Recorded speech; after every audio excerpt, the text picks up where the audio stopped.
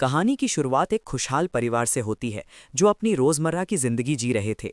उन्हें जरा भी अंदाजा नहीं था कि अगले ही पल उनकी जिंदगी हमेशा के लिए बदलने वाली थी।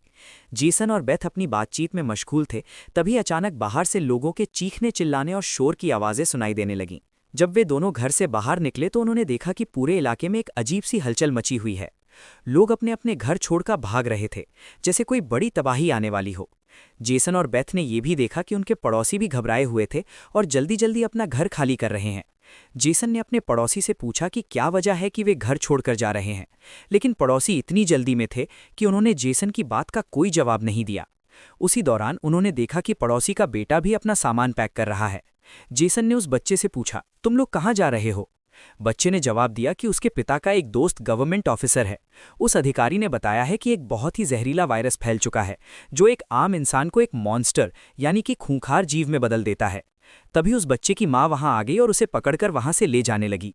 जेसन ने उसकी मां से पूछा कि बच्चा किस वायरस की बात कर रहा है। बच्चे की मां ने जल्दबाजी में कहा कि अभी बताने का वक्त नहीं है। उसने जेसन को सलाह दी कि अपनी पत्नी और बेटी को लो और इस शहर से जितना हो सके दूर निकल जाओ। ये सुनकर जेसन और बेथ बहुत ज्यादा घबरा गए। जेसन ने बिना कुछ सोचे समझे अपनी फैमिली को गाड़ी में बिठाया और शहर से बाहर निकलने लगा। मगर रास्ते में उन्हें अजीब लगा कि जो पड़ोसी भाग रहे थे वे वापस लौट रहे हैं। आगे जाकर वे लोग ट्रैफिक जैम में फंस गए। जब जेसन और उसका परिवार गाड़ी से बाहर उतरे तो उन्होंने देखा कि शहर से बाहर निकलने वाला एकमात्र रास्ता पुलिस ने बंद कर दिया है। आसमान में हर तरफ हेलीकॉप्टर्स गश्त लगा रहे थे। लोगों को ये घोषणा करके बताया जा रहा था कि शहर में एक जहरीला वायरस फैल गया है और उन्हें जल्दी से घर वापस लौट जाना चाहिए। ये बात सुनकर जेसन को अजीब लगा। वे सोचने लगा कि अगर शहर में वायरस फैला है तो लोगों को बाहर निकालने के बजाय उन्हें शहर में ही रहने को क्यों कहा जा रहा है। तभी अचानक पास की पहाड़ी से एक बड़ा सा पत्थर टूटकर उनकी कार पर आ गिरा। ये देखकर वे और भी ज्यादा घबरा गए और उन्हें महसूस हुआ कि पहाड़ी हिलने लगी है। तभी उस पहाड़ी के पीछे से दो मिलिट्री के फाइटर जेट्स निकले और शहर की तरफ बढ़ गए। उन दोनों फाइटर जेट्स ने पूरे शहर पर बमों की बारिश करनी शुरू कर दी, जिससे पूरा शहर राख में बदल गया। जेसन की पत्नी बेथ को फौरन समझ आ गया कि अगर उन्होंने पुलिस की बात मानकर घर लौटने की गलती की होती तो उनका अंजाम बहुत बुरा होता। उसके बाद वे फाइटर जेट सड़क पर मौजूद लोगों की तरफ बढ़ने लगे। ये देखकर सभी लोगों में खलबली मच गई। अब सबको समझ आ गया था कि गवर्नमेंट उन्हें मारना चाहती है। सभी लोग अपनी जान बचाने के लिए इधर उधर भागने लगे, पर जेसन और बेथ को एहसास हुआ कि वे कहीं भी भाग लें, वे फाइटर जेट्स उन्हें मार कर ही रहेंगे। तभी बेथ ने पीछे मुड़कर पहाड़ी पर एक स्कूल देखा। उसे लगा कि बचने के लिए वो जगह सबसे बेहतर रहेगी। जिसके बाद जेसन, बेथ और उनकी बेटी जोई को लेकर पहाड़ी पर स्कूल की तरफ चढ़ने लगे। पीछे पुल पर मौजूद लोगों पर फाइटर जेट्स बम गिरा रहे थे। ये तीनों तेजी से दौड़ते हुए स्कूल तक पहुंचे और खुशकिस्मती से वहां उन्हें एक सुरंग मिल गई। बम धमाके से कुछ ही सेकंड पहले वे जल्दी से उस सुरंग में घुस गए। जैसे ही बंकर का दरवाजा बंद हुआ, ऊपर एक जोरदार धमाका हुआ, लेकिन सौभाग्य से ये लोग बंकर के अंदर थे और इनकी जान बच गई। मगर उनके लिए सबसे हैरान करने वाली बात यह थी कि आखिर ये कौन सा वायरस था कि सरकार को शहर के सभी लोगों को मारना पड़ा। वे कुछ भी नहीं समझ पा रहे थे। बस उन्हें ये पता चल चुका था कि अगर जिंदा रहना है तो चुपचाप बंकर में जिंदगी गुजारनी होगी। लेकिन उनके लिए एक और बड़ी परेशानी ये थी कि वे यहाँ कब तक रहेंगे और उन्हें पेट भरने के लिए खाने पीने का क्या इंतजाम करना होगा। अच्छी बात यह थी कि वहाँ ढेर सारा एक्सपायरी यानी समाप्ति तिथि वाला खाना रखा हुआ था, जो 3 लोगों के लिए काफी लंबे समय तक चल सकता था। जेसन की पत्नी बेथ बहुत ज्यादा परेशान थी। वे अपनी बेटी जोई के बारे में सोच रही थी कि अगर वे बीमार हो गई तो क्या करेंगे। बेथ का हाथ दरवाजा बंद करते समय जख्मी भी हो गया था, जिसमें काफी गहरी चोट आई थी। वे दोनों इस बात को लेकर भी घबरा रहे थे कि कहीं ये जहरीला वायरस उनकी बॉडी पर भी अटैक न कर दिया हो। मगर अभी ये सब सोचने का वक्त नहीं था। उन्हें अब इस बंकर को सुरक्षित बनाना था ताकि ऊपर बंकर का दरवाजा कोई खोल न सके। जेसन ने लोहे की जंजीर से बंकर का दरवाजा मजबूती से बंद कर दिया और तय किया कि अब उन्हें यहीं पर छिपकर जिंदगी गुजारनी है। लेकिन जमीन के नीचे रहने का जीवन आसान नहीं था। हर दिन वही एक जैसा खाना, पीने के लिए कीचड़ से भरा हुआ पानी और खाली समय में वे ताश खेलते थे। बाहर की दुनिया से उनका पूरी तरह से कनेक्शन कट चुका था। कई दिनों तक यहाँ रहने के बाद वे लोग इस बंकर में बहुत ज्यादा तंग आ चुके थे। लेकिन वे क्या करते? अगर ऊपर जाते तो उनकी जान नहीं बच पाती। इस जीवन ने जेसन के परिवार को मानो इस दुनिया के अंत का एहसास दिला दिया था। जोई ने अपने पापा से पूछा, पापा हम यहाँ कब तक रहेंगे? जेसन के पास इस बात का कोई जवाब नहीं था। उसने अपनी बेटी से बस यही कहा कि जब बाहर वायरस चला जाएगा तभी हम बाहर जाएंगे। वो अपनी बेटी की आंखों पर उंगलियां रखकर उसे बाहर की दुनिया इमेजिन करवाता था। इस तरह से दिन गुजरते गए और फिर महीने। उन्हें नहीं पता था कि बाहर निकलने के इंतजार में उन्हें इस बंकर में 300 से भी ज्यादा दिन गुजर चुके हैं। जोई अपनी माँ की बनाई हुई पेरिस्कोप से बाहर की दुनिया को देखती थी। बाहर चारों ओर बस तबाही का मंजर नजर आ रहा था, जैसे ये पूरी दुनिया जलकर राख बन गई हो। वहां किसी भी इंसान का नामो निशान तक नहीं था। ये सब देखकर उस छोटी बच्ची को लगने लगा कि शायद वे इस दुनिया के आखिरी बचे हुए लोग हैं। माँ ने उसे दिलासा दिया कि वो ऐसा न सोचे, शायद उसके दोस्त भी उनकी तरह कहीं छुपे हुए होंगे। अब रात हो चुकी थी और डिनर का समय था। उनके पास अब खाना भी कम बचा हुआ था, इसीलिए वे तीनों थोड़ा सा खाना खाकर काम चला रहे थे। लेकिन आज जोई की जिद पर उसे पूरा एक कैन का डिब्बा दिया गया। जोई ने जब टिन का डिब्बा खोला तो उसने देखा कि डिब्बा अंदर से खाली है। इस डिब्बे के पीछे की तरफ एक छोटा सा छेद था। शायद कोई चीज इसमें से खाना चुरा गई थी। बेथ ने सारी बची हुई डिब्बों की जांच की तो पता चला कि पूरे 12 डिब्बे खाली थे। ये देखकर वे बहुत ज्यादा परेशान हुए, क्योंकि ये तो उनके 2 हफ्तों का राशन था। बेथ ने वेंटिलेशन जाली की तरफ देखा और अंदाजा लगाया कि शायद कोई चूहा अंदर आकर खाना ले गया है। बेथ ने कहा कि अगर ये चूहा है तो इसे जल्द मारना पड़ेगा, नहीं तो ये उनका सारा खाना बर्बाद कर देगा। बेटी के उदास चेहरे को देखकर जेसन ने उसे दिलासा दिया कि छोटी छोटी बातों से परेशान न हो, अगर खाना खत्म हो भी गया तो वो ऊपर जाकर कुछ सामान ले आएगा। अगले दिन जब जोई अपनी माँ के साथ ब्लॉक्स में खेल रही थी तभी पीछे से हल्की सी आवाज आई। जोई ने जब पीछे मुड़कर देखा तो एक चूहा फिर से टिन फूड चुराने घुस आया था। इससे पहले कि वो चूहा भाग जाता, जोई ने फौरन अपने पेरेंट्स को बुलाया। आज उन्हें इस चूहे को हर हाल में मारना था। जेसन गुस्से में चाकू निकालकर उसे टुकड़े टुकड़े करने के लिए आगे बढ़ा, लेकिन वो छोटा सा चूहा बहुत तेज निकला। वो जेसन के वार से खुद को बचाता हुआ निकल भागा और टेबल पर रखी लालटेन को भी गिरा दिया। जैसे ही वो अपने बिल में घुसने वाला था तभी बेथ ने अचानक झपटा मारा और चूहे को मार दिया। वे सब चूहे को मारने की खुशी मना रहे थे कि दूसरी तरफ लालटेन के गिरने से धीरे धीरे आग बढ़ने लगी। जेसन दौड़कर उस लालटेन को बंद करने लगा, लेकिन वो लालटेन बहुत गर्म था, जिससे जेसन का हाथ जल गया और लालटेन का शीशा फटने पर पूरे टेबल में आग लग गई।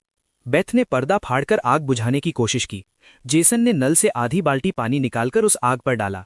जैसे तैसे करके उन दोनों ने उस आग को बुझा लिया, लेकिन खतरा अभी टला नहीं था, बल्कि अब उनके लिए और भी मुश्किल बढ़ने वाली थी, क्योंकि आग तो वे लोग बुझा चुके थे, लेकिन आग से निकलने वाला धुआं उनके पूरे बंकर को धुएं से भर गया था और वो धुआं धीरे धीरे वेंटिलेशन जाली से ऊपर की तरफ निकल रहा था। ये देखकर वे सब घबरा गए, क्योंकि ये धुआं उनके वहां होने का ठिकाना जाहिर कर रहा था। अब सब लोग सांस रोककर बैठे थे। जेसन ने कहा कि शायद रात का अंधेरा धुएं को छुपा लेगा और किसी को उनके ठिकाने के बारे में पता नहीं चल पाएगा। वे तीनों डर के साए में पूरी रात जागते रहे। अगली सुबह उन्होंने खुद के तसल्ली के लिए पेरिस्कोप से बाहर झांककर देखा तो उनके पैरों तले जमीन खिसक गई। उन्होंने देखा कि बाहर तो पूरा धुएं का गुबार उठा हुआ था। ये देखकर उनकी बेचैनी बढ़ने लगी। उन्हें पूरा यकीन हो गया था कि उनके ठिकाने का राज खुल चुका है। तभी बेथ ने कहा कि अगर धुआं उठा है तो उसके पास राख भी जमा हुई होगी, जिसकी जांचबीन करते हुए उनके ठिकाने का पता चल सकता है। इसीलिए अब उन्हें राख की सफाई करनी होगी। जिसके बाद पति पत्नी ने बाहर जाकर सफाई करने का फैसला किया।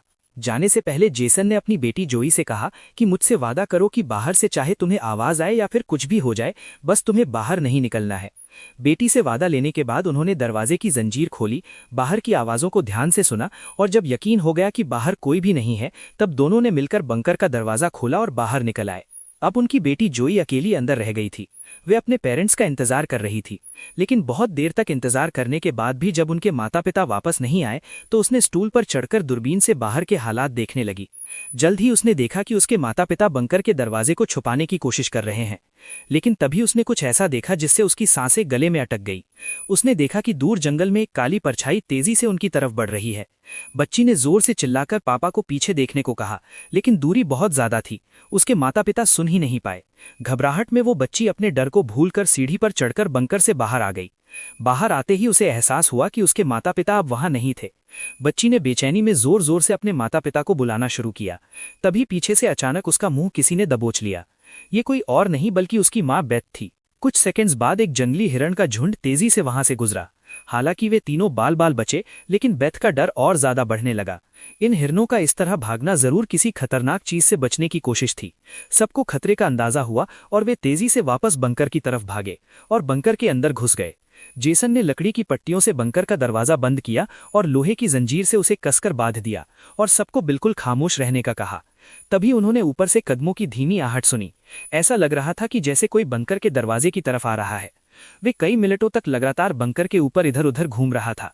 ये तीनों आहिस्ते कदमों से बंकर के दरवाजे से हटकर आगे की तरफ जाने लगे। शायद अब तक जो ऊपर था इसे भनक नहीं लगी थी कि नीचे बंकर में कोई है। डर के मारे जोई रोने लगी। बेथ उसे चुप कराती है और कहती है कि अगर आवाज बाहर तक गई तो सब खत्म हो जाएगा। वे तीनों धीरे धीरे बंकर के दरवाजे से काफी आगे बढ़ चुके थे। वे बंकर के दरवाजे से इसलिए आगे बढ़ रहे थे कि अगर कोई ऊपर से बंकर का दरवाजा खोल भी दे तो नीचे ये इन्हें नजर नहीं आएंगे। लेकिन तभी जोई ने जो गुड़िया हाथ में उठाई थी उसकी रस्सी एक स्क्रू में फंस गई। वो स्क्रू धीरे धीरे ढीला होने लगा। ये देखकर जेसन और बेथ की सांसें अटक गईं, क्योंकि वो रस्सी गुड़िया में लगे आवाज के स्विच से जुड़ी हुई थी। इससे पहले कि वे कुछ कर पाते वो स्क्रू एक झटके से निकल गया और उसी पल तेजी से गुड़िया के अंदर से आवाजें आने लगी। जेसन ने फौरन उस गुड़िया को चीर डाला और उसके अंदर के स्पीकर को तोड़ दिया। लेकिन अब बहुत देर हो चुकी थी। ऊपर जो चीज उनका पीछा कर रही थी उससे उनकी भनक लग चुकी थी। अचानक ऊपर से जोर की टक्कर की आवाज आई और फिर भारी कदमों की गूंज सीधा बंकर के दरवाजे पर रुक गई। उसने आखिरकार उनका ठिकाना ढूंढ ही लिया और उसे खोलने की कोशिश करने लगा। वे बंकर के ढक्कन को जोर से धकेल रहा। ऊपर से तेज कदमों की आवाजें सुनाई देने लगी, मानो हजारों जीव उनके सिर पर दौड़ रहे हों। फिर वे सभी बंकर के दरवाजे पर इकट्ठा हो गए। उनके डर से नीचे जेसन, बेथ और जोई कांप रहे थे। तभी उन्होंने अचानक एक जबरदस्त हमला शुरू कर दिया। इस बार की ताकत पहले से कहीं ज्यादा थी। मजबूत लोहे का दरवाजा टूटकर नीचे गिरा और बंकर के दरवाजे पर ढेर सारी आंखें चमकने लगीं, जिसे देख वे लोग डर के मारे पीछे की तरफ भागने लगे। लेकिन वे राक्षस भी उनके पीछे चलते आ रहे थे। बेथ ने अपनी तेल की लैंप फेंक दी और उनके और अपने बीच पर्दे में आग लगा दी और अलमारी को पकड़कर दोनों ने उनके बीच के रास्ते को ब्लॉक कर दिया। वे सभी तेजी से बंकर के अंदर की तरफ भागने लगे, पर वे लोग जानते थे कि ये सब उन्हें ज्यादा देर नहीं रोक सकते। उनके पास अब बचने का कोई रास्ता नहीं था। तभी बच्ची को जमीन की ओर खुलने वाला एक वेंटिलेशन दिखाई दिया। जेसन ने ताकत से उसे तोड़ा और पूरी जान लगाकर अपनी पत्नी और बेटी को बाहर की ओर धकेल दिया। लेकिन जब खुद बाहर निकलने की कोशिश की तो तंग जगह के कारण वो अटक दिया। दूसरी तरफ राक्षस उसकी ओर बढ़ रहे थे। अब जैसे तैसे करके जेसन को यहां से निकलना था। उसे कोई दूसरा रास्ता नजर नहीं आया, इसलिए उसने अपने कंधे की हड्डी तोड़ डाली, जिससे वो दर्द से चीखने लगा। पर जल्दी से वो खुद को संभालकर वेंटिलेशन में घुस गया। बेथ बिना समय गंवाए पूरी ताकत से जेसन को बाहर खींचने लगी। जेसन जैसे ही बाहर निकलने ही वाला था, तभी एक विशाल जीव ने आकर जेसन के पैर को पकड़ लिया। जेसन समझ गया कि अब उसका बच पाना नामुमकिन है। अब भाग निकलने की कोई उम्मीद नहीं थी। जेसन ने अपनी पत्नी से आंखें मिलाते हुए कहा कि जो भी हो जाए जोई को कुछ नहीं होने देना, और अगले ही पल वो राक्षस उसे बंकर में खींच लेता है। लेकिन जेसन बंकर में राक्षस से डरने के बजाय उनसे कहता है कि आओ देखता हूं तुम में कितना दम है। बेथ और जोई ने जब नीचे देखा तो बंकर में से तेज चीखने की आवाजें आ रही थी। बेथ समझ गई कि उसका पति उन्हें भागने का समय देने के लिए लड़ रहा है। वो दर्द में भी अपनी बेटी को लेकर वहां से निकल पड़ी और राक्षस से बचते हुए वे काफी दूर आए। लेकिन भागते भागते उन्हें कुछ अजीब महसूस हुआ। उन्होंने देखा कि जो हाईवे बाहर की दुनिया तक खुलता था, अब वहां ऊंची दीवार खड़ी थी, यानी अब इस शहर से कोई भी बाहर नहीं निकल सकता है। तभी वहां हेलीकॉप्टर दूर से उड़ता हुआ आया। जब बेथ ने पीछे मुड़कर देखा तो वो एक आर्मी हेलीकॉप्टर था। वो हेलीकॉप्टर तेजी से उनके पास आया और उन पर अपनी तेज स्पॉटलाइट चमकाई। ये दोनों जैसे ही वहां से भागने वाले थे, तभी ऊपर से उन पर एक बड़ा जाल आ गिरा, जिसमें ये दोनों फंस गए। वे दोनों हर एक संभव तरीके से जाल से खुद को छुड़ाने की कोशिश करने लगे, लेकिन जाल ने इन दोनों को बुरी तरह से जकड़ लिया था। बेथ ने जाल की जाली के बीच से देखा कि कुछ हरी आंखों वाले काले साए उनके पास आ रहे हैं। तभी हमें कहानी का असल राज मालूम हुआ। ये जो बंदूक थामे पीली आंखों वाले लोग जिसे वे राक्षस समझ रहे थे, ये असल में कोई एलियन या फिर वायरस से इन्फेक्टेड लोग नहीं थे, बल्कि ये तो मिलिट्री के सोल्जर्स थे जो गैस मास्क और नाइट विजन ग्लासेस लगाए हुए थे। वहीं आंखें जिसकी पीली चमक उन्हें किसी दूसरी दुनिया का दिखा रही थीं। लेकिन सवाल ये आता है कि आखिर आर्मी वाले इन लोगों के जान के दुश्मन क्यों बने हुए थे? ये सारा राज आपको आगे की थोड़ी सी बची हुई स्टोरी में मालूम पड़ जाएगा। अब बेथ और जोई दोनों इन सोल्जर्स के कंट्रोल में थे। इनमें से एक सोल्जर ने एक बड़ी सी इंजेक्शन निकाली और दोनों के गले में बारी बारी से चुभा दी। जब इनके ब्लड को टेस्ट किया गया तो पता लगा कि ये दोनों भी जहरीले वायरस से इन्फेक्टेड है, जिसका मतलब कि ये दोनों इस धरती के लिए खतरा है, यानी अब इन्हें मार दिया जाएगा। असल में जब वायरस पहली बार फैला था, तभी इस छोटे से शहर के कई लोग इसकी चपेट में आ चुके थे। ये वायरस हवा से फैलता था और ये वायरस एक इंसान से दूसरे इंसान को बहुत ही जल्दी लग जाता। इन्फेक्टेड लोग खुद भी नहीं जानते थे कि वे बीमार हैं और गवर्नमेंट के पास इस वायरस को रोकने का कोई एंटीडोट नहीं था। इन्फेक्टेड लोगों को मारने के अलावा गवर्नमेंट के पास दूसरा कोई रास्ता नहीं था। बेथ रो रो कर कहती है कि प्लीज़ मेरी बच्ची को जाने दो। जब बेथ ने देखा कि ये सोल्जर्स उसकी छोटी बच्ची को भी नहीं छोड़ने वाले तो वो पूरी तरह गुस्से में आ गई। उसके चेहरे पर काले निशान उभरने लगे, लेकिन इससे पहले कि वो कुछ कर पाती, एक सोल्जर की गर्दन से खून का फव्वारा फूट पड़ा। वो कोई और नहीं बल्कि मौत से लौटकर आया जेसन था। दरअसल बंकर में जेसन मरा नहीं, बल्कि वहां वो खुद पर कंट्रोल खोकर वहां सभी सोल्जर्स को मार डाला। उस वक्त वो बहुत ज्यादा गुस्से में था। चेहरे पर काले निशान और आंखें गुस्से से लाल थीं और उसके जिस्म की ताकत कई गुना बढ़ गई थी। साफ दिख रहा था कि वो अब पहले वाला जेसन नहीं, बल्कि वो एक अलग रूप में दिखाई दे रहा था। वो सोल्जर्स पर झपट झपट कर उन्हें मारने लगा, लेकिन वो गर्म हथियारों की गोलियों को नहीं रोक पाया और जमीन पर गिर पड़ा। जब वे सोल्जर्स बेथ और जोई की तरफ बढ़े तो वे दोनों जाल तोड़कर भाग चुकी थीं। सोल्जर्स उन्हें इधर उधर ढूंढने लगे, लेकिन उन्हें ये अंदाजा नहीं था कि बेथ भी एक राक्षसी रूप में बदल चुकी थी। उसने जोई को एक कार के अंदर छुपा दिया और खुद उन सोल्जर्स से लड़ने लगी। उसने कई सोल्जर्स को मार गिराया और फिर खुद भी गोली लगने से कार की छत पर गिर पड़ी। अंधेरे में छुपी उसकी बेटी ने यह सब देख लिया। अपने माता पिता की हालत देखकर वो भी गुस्से में आकर अपना आपा खो बैठी। एक छलांग में उसने एक सोल्जर को गिराकर उसका मास्क तोड़ दिया और उसे मारने ही वाली थी कि बेथ ने समय रहते उसे रोक दिया। वो नहीं चाहती थी कि उसकी बेटी भी एक दरिंदा बन जाए। बेथ ने उसे शांत किया। धीरे धीरे लड़की की नसों की हरियाली गायब हो गई और वो फिर से इंसान में बदल गई। लेकिन सोल्जर की किस्मत इतनी अच्छी नहीं थी। उसका सेफ्टी मास्क टूट चुका था और वो धीरे धीरे वायरस से इन्फेक्टेड हो गया। दूसरी तरफ जेसन की हालत बहुत गंभीर थी। उसने बेटी के चेहरे को देखकर अपने हाथ की 2 उंगलियां उसकी आंखों से फेरी और जेसन ने हमेशा के लिए आंखें बंद कर लीं। उसी वक्त एक और हेलीकॉप्टर आ गया। बेथ अपनी बेटी को लेकर भागी। कबाड़ के ढेर से गुजरते हुए वे एक सुलंग में घुस गए। तभी वहां एक रोशनी उनकी आंखों पर पड़ी। देखने पर पता चला कि सामने वहीं पड़ोस का छोटा लड़का था जिन्हें उन्होंने कहानी की शुरुआत में देखा था। फिर वे दोनों उसके पीछे चल पड़े। वो लड़का उन्हें एक गुफा जैसी टनल में ले पहुंचा जहां उस लड़के के माता पिता और भी कई सारे लोग छुपे हुए थे। असल में वहां उनके जैसे ही वायरस से इन्फेक्टेड लोग थे। जिंदा रहने के लिए वे सभी अंधेरे में चूहे जैसी जिंदगी गुजारने पर मजबूर थे। ये वायरस दर्दनाक जरूर था, लेकिन जानलेवा नहीं। ये वायरस इन्फेक्टेड इंसान के जिस्म पर तब ज्यादा जोर करता जब वो डर जाता या फिर गुस्से पर काबू नहीं रख पाता। लेकिन असल में उन लोगों ने खुद पर काबू पाना सीख लिया था।